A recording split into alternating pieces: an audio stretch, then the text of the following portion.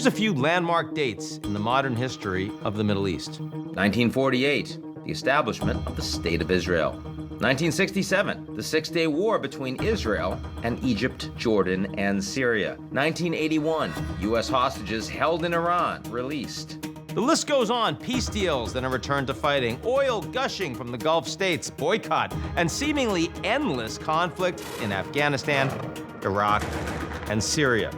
But one date you might not have marked on your calendar yet says a lot about where the region is heading today. November 8th, 2020. That was the first flight of Israeli tourists landing at Dubai International Airport.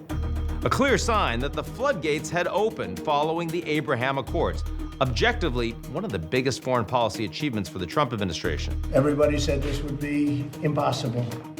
Normalization of diplomatic relations between Israel and the UAE, Bahrain, Morocco, and Sudan. This is just a really positive development for the region and for the world. But the Accords were also a recognition of three realities that were already playing out.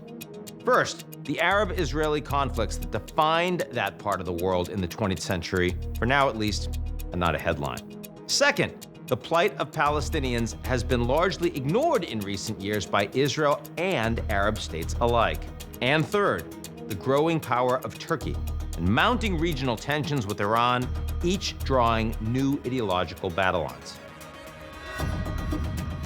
Like the two presidents before him, Joe Biden is eager to shift focus and resources east, namely to China, and the growing competition that it presents.